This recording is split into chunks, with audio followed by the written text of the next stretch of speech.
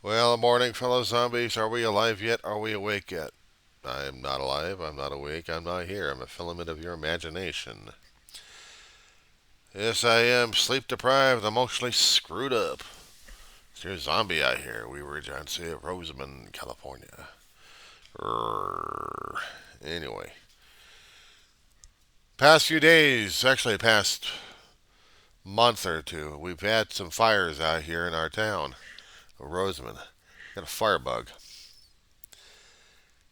Hits somewhere the unincorporated areas we've got, and either by human stupidity or is it by nature or by something else, now we're getting these damn fires happening. We're getting about 20, 30, 100 acres or more than that torched, lasting for maybe about 4 or 5 hours at a time, maybe a little bit longer than that. Scares the hell out of the residents because they're not quite sure where the hell to go. See, nothing's over here in the desert area organized to where we need to go for evacuation center here or there. We don't have that kind of opportunity like Lancaster and Palmdale does, or city or county of Los Angeles for that matter. Hell, county of Kern is just screwed up. And since we are spread out in the desert regions by clumped in communities, I don't know where the hell we go. Depending if we got access to roads to get the hell out of here. But that being said, I had to get that damn thing off my chest. I was coming across the idea of why we celebrated yesterday. Why is freedom so damn important to us? Or even the concept of what America means. Everyone's got a concept of what America means. We just don't have the unified theory for it. We don't have the unified viewpoint. We don't have everything locked into one particular item. Everything is complex. But it's supposed to be that way because that's how the country was formed in the first place. We actually had convoluted ideas. I mean, they tried to call us the Great American Melting Pot. If you look at it as a stew, either beef or chicken or whatever, you know it's got different things in it, and the only thing holding it is the idea and the idealism of it. If you're going to look at America as a flavored pot, you have many ideas, many chunks, many things floating around in it. But there's always a solidified, unified idea, the concept of what America means.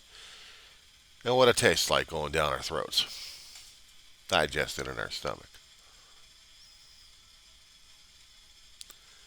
Ticks me off every time we keep talking about how America values mean to us, but we don't demonstrate it. That's the problem.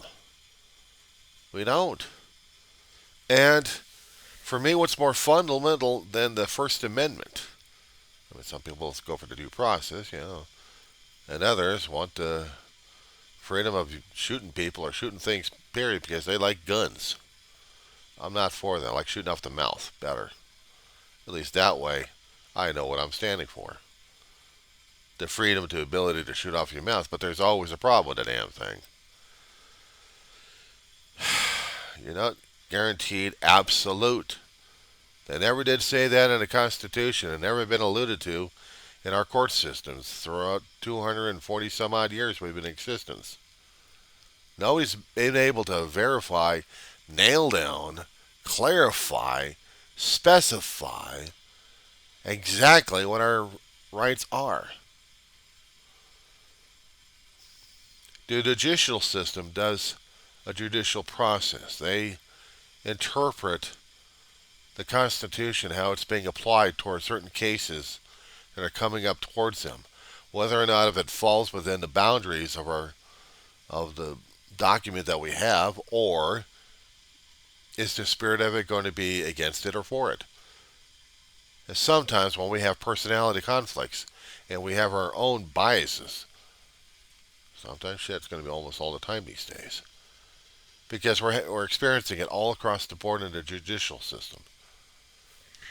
Our judges, no matter which particular administration has been voting these guys in and approving them, have to go by their own understanding of what the law is, how the Constitution is being applied, and how people's rights are being applied. Not exactly looking for the political aspect, unless, of course, they are appointed by a appointee who wants it that way. So naturally, we've got conflicts going on in this time. How we're supposed to be looking at the law and how we're balancing it and judging it and executing it, basically. Oh, people love the executions. Oh, let's have more executions. Let's have more executions of it. Well, if I execute it one way, you're not going to like it. Oh, no, no, no, no, no, no, no. It has to be my way, my way. I'm the Constitution here. No, you're not. You're just a person here. No, no, no, no, no, no, no. I'm the law. I say so. Well, who the hell are you? How dare you say that to me? Yeah, I do say that, Mr. Egomaniac. Eh. That's what I've been saying these days. People think the law applies to them only, and that's about it, but everyone else doesn't have it. The law applies, and so does the Constitution, towards everybody equally. They don't like it, they're going to have to deal with it. That's how it is. But unfortunately, we have other people trying to curtail the First Amendment rights, despite the fact we hate the idea that the other person is spouting out so much vile crap that we want them silenced, but we need to have the voice for ourselves. And that's un-American either. That's un-American right there. I'm looking across at my stove waiting for my pot of water to get boiled so I can get my tea going here. Just something relaxing to slurp on. Very hot drink, too. I had seen some videos out there that kind of disturbed the crap out of me. And yes, the viewpoints that they have, if I call them the actors, the ones that want the camera on time all the frickin' time and yelling and screaming their heads off. There's a camera over there, they gotta perform, so they're performing. One way or another, trying to get themselves into trouble or pissed off at people, maybe looking for a fight somehow. But just being mainly pain in the asses. Slanderous remarks, but it's observations of what their behavior is. So how else would you... Ah, there it agrees. Hold on. And now that I got my tea,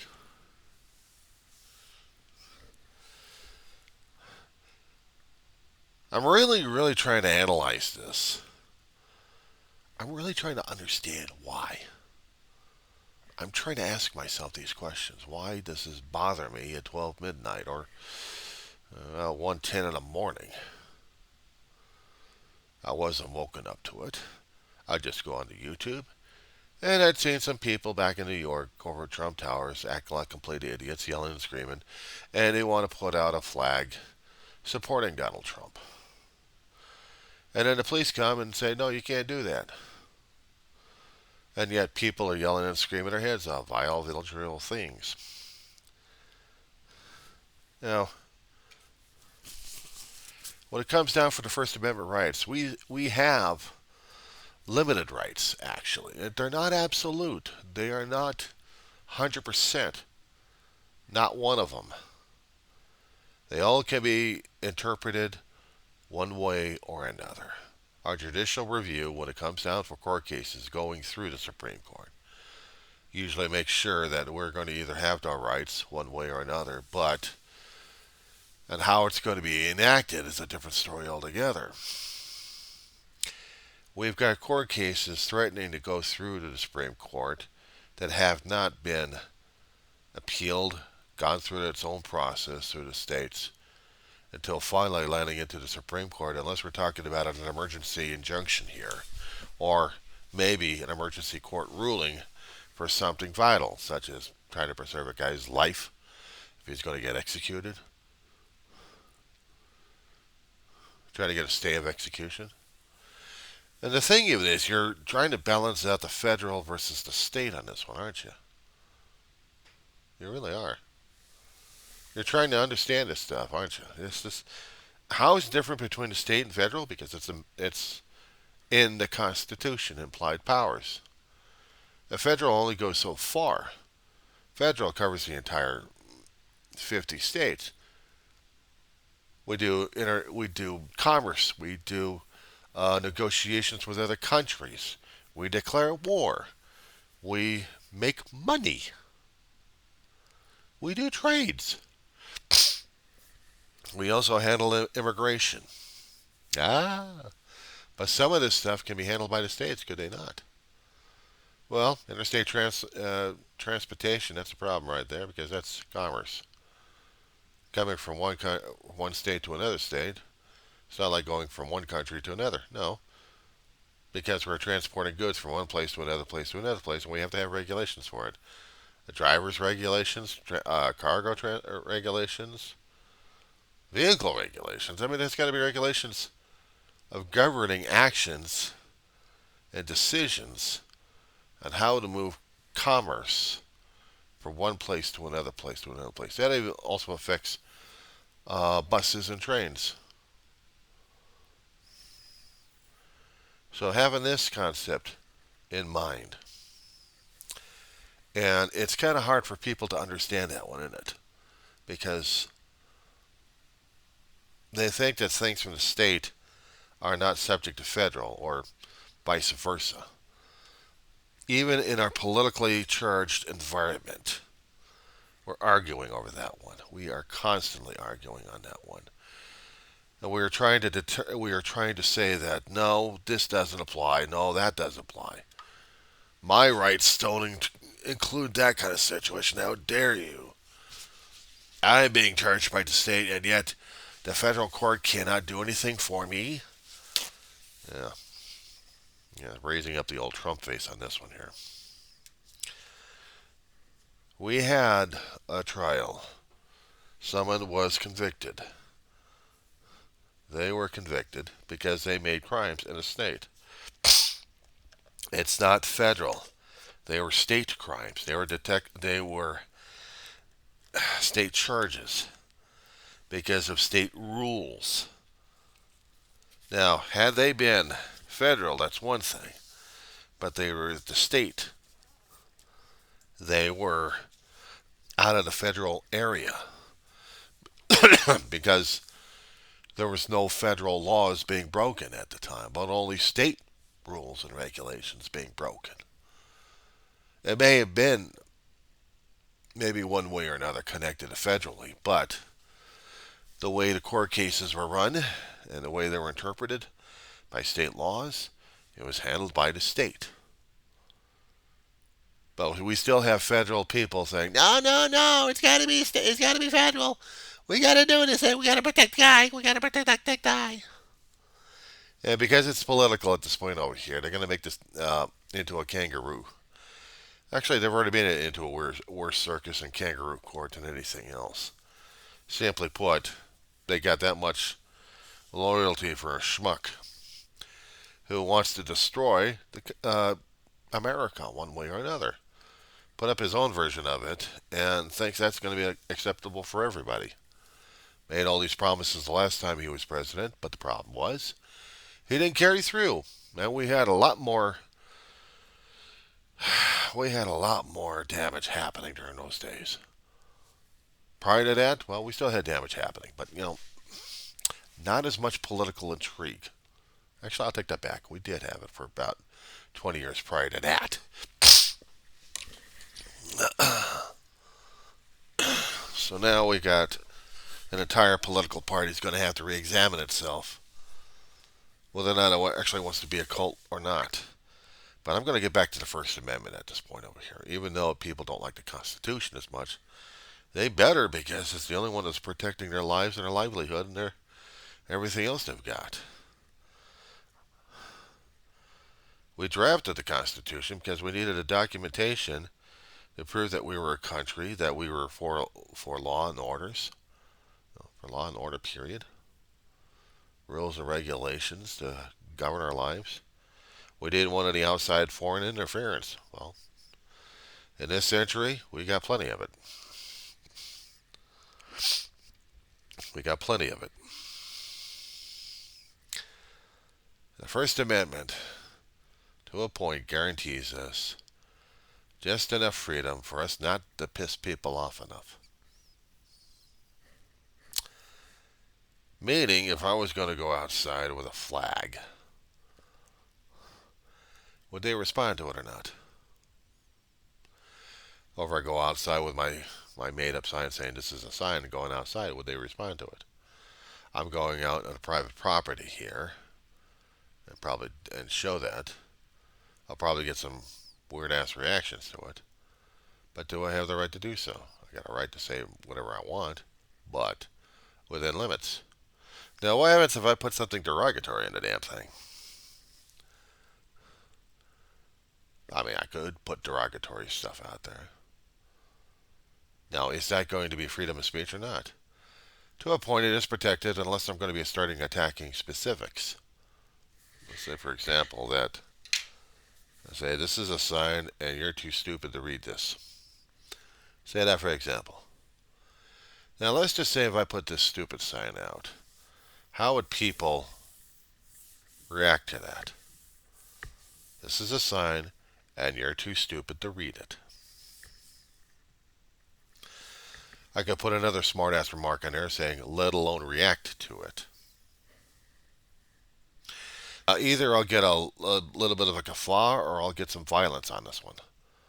I'll get a glare, stare, maybe threat, possibly. Because I would insult, I would put slanderous remarks on those who look at it. I would insult their intelligence for them trying to read this thing and then react the way I wanted them to react in the first place. Knowing that I'll be gauging in that kind of reaction. Of course, I'll probably have an advice or two saying, why don't you get rid of the damn thing? And what if I don't?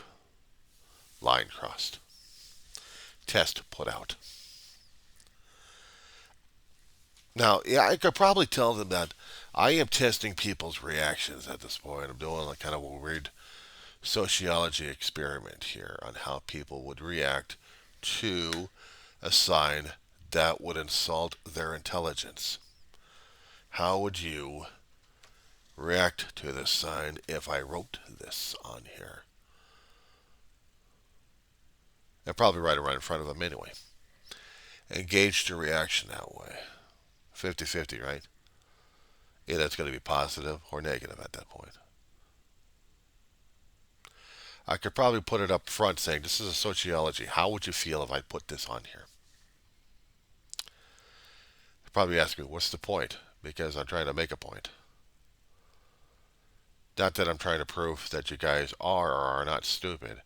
It's the point of how your reaction is based on your own feelings and your own worth. Whether or not if this particular person, this particular sign, even in an experiment, how is it affecting you at this point? Now, use that probably logic if you can.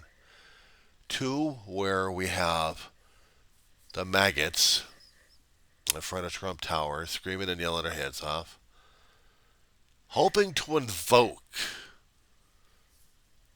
people's negative response. And they see the cops. And the cops are telling them to take down the flag that they just draped across the road because it's against the law. It's not sanctioned, not certified. They're allowed to protest, yes, on public property. And in the street, yeah, but to a point. The Constitution, when it was argued over left and right, as much as I'm discovering more and more about this one here, is that to give you the broad general sense that yes, you have a right to protest, and you don't have the government coming on your ass because they're not supposed to. Well, but I didn't say for the specifics on this one. It did not say that you are or are not allowed to drape a flag across the road and have it interfere with people. That would be breaking state and local laws and ordinances.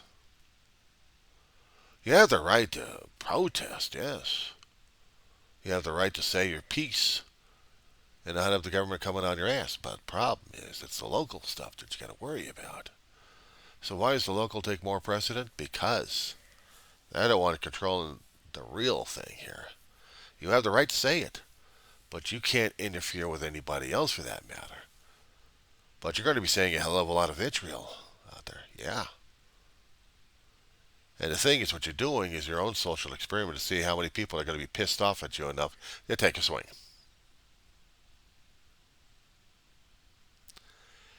You're going to support your particular candidate like crazy, and you're going to scream and yell all the ugly obscenities to everybody else. Plus, wear a hat that supports law enforcement that comes by and tells you knock the shit off. And the thing of it is, you got the other side saying, well, we don't approve of them saying this thing, so arrest them all. I would probably step in and say, no. You support these guys. No, I support the Constitution. I support the First Amendment at this point, freedom of press, freedom of speech. As long as they're trying to do it lawful and legal on public areas, fine. But when they start interfering in commerce, when they start interfering with people on the street, on sidewalks, blockading them, doing this without a permit. That's why I kept referring it back over to the Skokie case versus the American Nazi Party on this one here, because it always got me on this one. That American Nazi Party wanted to go into a town of Skokie, Illinois, and do their vitriol best to be vile gangsters or whatever they wanted to be, spewing off their crap in a Jewish community. And so the cops arrested their ass. And they tried them, and they found out they were guilty for violations of doing this kind of stuff. A few ordinances here and there. They said, no, you can't curtail our freedom of speech. So they sent it over to the appeals court, and the appeals court kicked it. They didn't kick it back to the lower courts. They kicked it up to the Supreme Court at this point. Not of the state, though. We're talking about when this was brought up to the appeals, to the appellate level, this was concerning about civil rights. The civil rights, one of which is the freedom of speech. They felt their freedom of speech was being hampered by local constabulary, by the local town. And they were going to have their freedom of speech. Despite how violent vitriol was back then, compared to now, still is. But the court ruled, and you can locate this stuff. I might have to find a case again and post it into my links over here. I'd like to get discussion on this one here, because the American Nazi Party was ruled in favor of. Their violation, they were violated for the freedom of speech, but the problem is getting it implemented in a local area. That's a different story altogether, because now it falls under the state and local. You're scratching your head on this one. Like, wait a second, how does that work? I have the right to say this kind of stuff. Yeah, to a point. You're going to be doing a march. You're going to be doing a public gathering. You're going to be going into areas. But they have local jurisdiction on where that could be done at. There are laws and our ordinances in towns for that, of how you're going to demonstrate yourself, how you're going to present yourself to a point. You can say all the stuff you want and be vitriol about it and go to a cop and say all the stuff he's got. It's going to take the cop's energy, a lot of it, not to strike or respond negatively on this one. Oh, they will respond negatively enough. Believe me, they will. But they're not going to curtail the freedom of speech at this point, or the civil rights, because they know they can get their asses reamed on this one. So it's always a balance point on this one. But it's always pushed on. And the American Nazi Party found out the hard way that local constabularies can regulate it by ordinance, by certificates, by permits, by allowing certain days, certain areas, time, location. The Constitution never guaranteed that. There was no amendment process on that one. If we did, we'd be interfering with the state level. We'd be interfering with the local level. Because it's not considered federal. It's not considered in the highest level that we have. So, regarding those knotheads out there screaming and yelling their heads off, I support the Constitution, and it supports them to have that kind of opinion. And that's all they're doing is just their opinions. That's all they have is their opinions. And people don't like it. No, they're not supposed to like it because they're different. The point I'm trying to make, we're supposed to be a pluralistic society. We are not made a perfect country, but we are trying to be that quote-unquote perfect country. Trying to work at it all the time. We're supposed to. And with this, we have constant conflict. We clash. But as long as we understand that the other guy has a right to say something, we got a right to say something, we can support that particular contention. We still follow the Constitution at this point, in the United States of America. But people have their different viewpoints of what it's supposed to be. Their version of America is different than what anyone else's. They talk about sovereign citizenship. There's no such thing. They're trying to be above the law of the state that they're in, or above the law of the federal government, of the Constitution. Doesn't work. They say they're outside of it. No, they're in the borders, dude. You could be on an island outside the United States if it's not recognized as U.S. territory. You can have your sovereign territory right out there, but if you're in U.S. waters, you're dead meat. They're going to be prosecuted at this point. You're going to be breaking laws and claim that sovereign citizens have a right. You don't have the rights except what's guaranteed in the Constitution. Managed by the local ordinances and laws of that community and state. I am grateful to one particular political science professor that was teaching me a lot more than the other professors I had and other teachers concerning about how the government system works. I am grateful to John Vento, Antelope Valley College, political science professor. This guy, I had studied him for several years, taken a few courses under him. I had to give that shot out there. If I didn't, I don't think I still would have had a handle on what America was supposed to be about. Despite the fact I'd seen television shows and movies about what it was supposed to be, theoretically. Or even hearing discussions on television. Or let alone maybe hearing people discussing about the things. I mean, those are nice. But sit your butt in a classroom, look at the textbook that they've got, and then try to apply it. Have the other stuff to add context to it.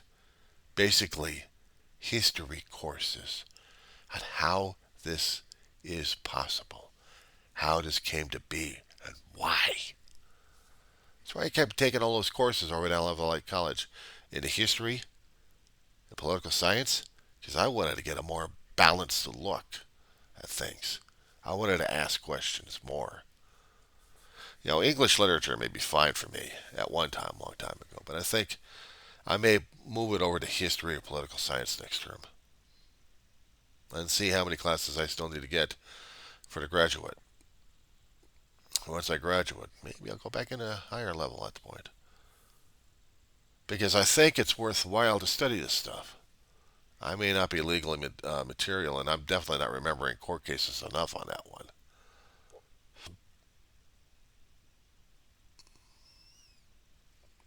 I'm not as sharp as I used to be a long time ago. But I try to get around. But in this case, I'm saying what I got to say at this point. And after this, I'll probably hit the sack. I'll probably be needing it anyway. My body, my brain will be saying, time to go back to bed, dude. So.